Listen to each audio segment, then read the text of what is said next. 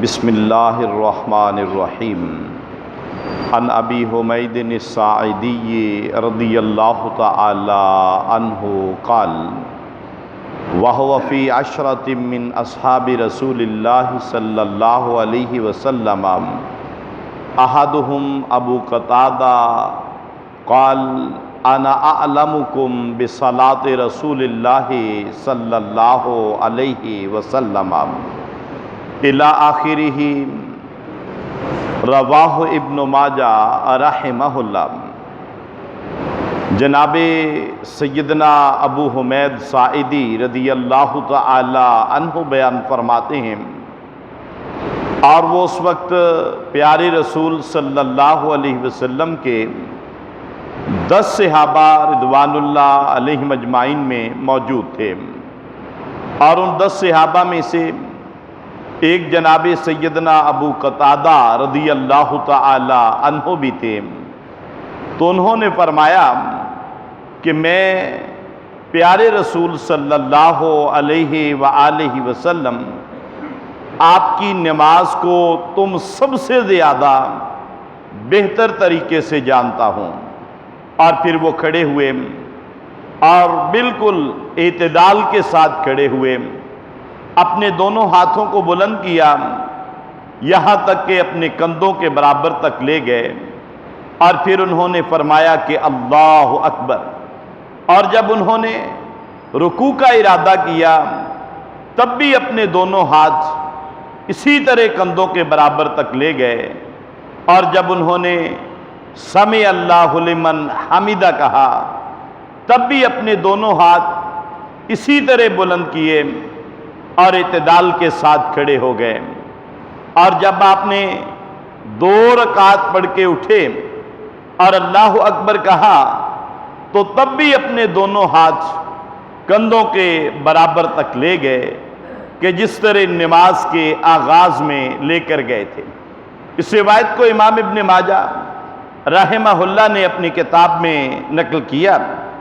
تو نماز کا طریقہ ترتیب سے آپ کے سامنے بیان کیا جا رہا ہے۔ سورۃ الفاتحہ کے بعد قرات کے مسائل، اور ظاہر بات ہے اب قرات کے بعد ہم نے رکوع کرنا ہے۔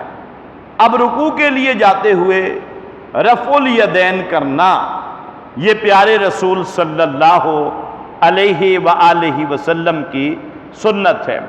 اور جو ابھی آپ کے سامنے حدیث مبارکہ بیان کی ہے کہ جناب ابو حمید ساعدی رضی اللہ تعالی عنہ 10 صحابہ کی موجودگی میں رفع الیدین کے ساتھ نماز پڑھتے ہیں، یہ آپ صلی اللہ علیہ وسلم کی وفات کے بعد کی بات ہے۔ تو معلوم ہوا صحابہ کرام بعد میں بھی رفع الیدین کے ساتھ نماز ادا کیا کرتے تھے۔ اور پھر صحابہ رضوان اللہ علیہم اجمعین میں سے کچھ ایسے صحابہ بھی ہیں کہ حضرت عبداللہ بن عمر رضی اللہ تعالیٰ عنہ، ان کی حدیث مبارکہ صحیح 6 یعنی حدیث کی جو کتب 6 بڑی معروف کتابیں ہیں، ان سب کتابوں کے اندر ان کی حدیث رفع الیدین کرنے کی موجود ہے۔ حضرت مالک بن حویرث، ان کی روایت سوائے ترمذی کے تمام کتب 6 کے اندر موجود ہے۔ الغرض روئے زمین پر کوئی ایسی حدیث کی کتاب نہیں کہ جس میں رفع الیدین کرنے کی احادیث موجود نہ ہوں۔ اور اس کے بعد رفع الیدین کرنے کی روایات جن میں حضرت عبداللہ بن عمر رضی اللہ تعالیٰ عنہ کی حدیث میں نے ذکر کیا کہ تمام کتب 6 کے اندر موجود ہے۔ کوئی بھی دنیا کا عالم ایسا نہیں جس نے کہا ہو کہ جی یہ روایت ضعیف ہے۔ اور اگلی بات، ہمارے ہاں کچھ بھائی کہہ دیتے ہیں کہ جی جو احادیث آپ اپنی طرف سے بیان کرتے ہیں آپ کہتے ہیں جی یہ وہ صحیح ہے، اور جو ہم بیان کر دیتے ہیں آپ کہہ دیتے ہیں ضعیف ہے۔ یہ کیا معاملہ ہوا؟ تو دیکھیے یہ حضرت عبداللہ بن عمر رضی اللہ تعالیٰ عنہ کی حدیث ہے۔ ایک مثال لے لیجئے، دنیا کا کوئی عالم اسے جو ہے وہ ضعیف نہیں کہہ سکتا، وہ علماء رفع الیدین کرنے والے ہوں نہ کرنے والے ہوں، لیکن اس حدیث کو کوئی ضعیف نہیں کہے گا، صحیح ترین حدیث ہے۔ اور رفع الیدین نہ کرنے والی روایات ان کو ہم یہاں پہ بیٹھ کے بھی کہہ دیتے ہیں کہ بھی ترمذی شریف کی روایت جو ہے یا دیگر روایات جو ہیں وہ ضعیف ہیں، لیکن جو ہم روایات پیش کرتے ہیں ان کو کوئی بندہ کہے کہ وہ ضعیف ہے، کوئی نہیں کہہ سکتا، کیونکہ وہ ضعیف ہے ہی نہیں، وہ صحیح احادیث ہیں۔ اور اس سے اگلی بات، بعض بھائی کہتے ہیں جی یہ بت رکھا کرتے تھے، تو یاد رکھیے یہ ایک ایسی الزامی بات ہے کہ وہ صحابہ رضوان اللہ علیہم اجمعین جنہوں نے کوئلوں کے اوپر لیٹ گئے، وہ صحابہ جنہوں نے اپنے جسموں کو چور چور کروا لیا، کیا کوئی بندہ یہ سوچ سکتا ہے کہ ان صحابہ کے دلوں میں اب بھی بتوں کی محبت موجود تھی؟ ایسا نہیں ہو سکتا۔ اور پھر یہ کسی حدیث کی کتاب میں نہیں، کسی تاریخ کی کتاب میں نہیں، کسی فقہ کی کتاب میں نہیں، بنا بنایا ایک ویسے ہی واقعہ ہے جو ہم نے لوگوں کے سامنے چھوڑ دیا۔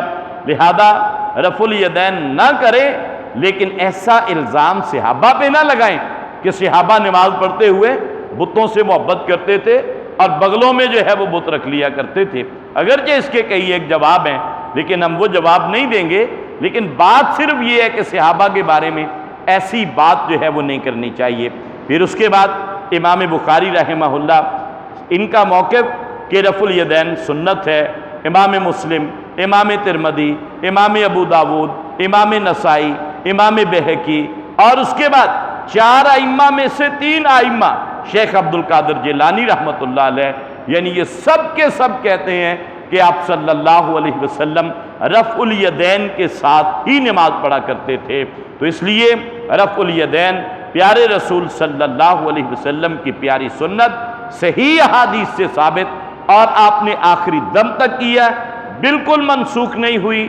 اور جو رفع الیدین کو منسوخ کہتا ہے اس کے پاس کوئی دلیل نہیں ہے۔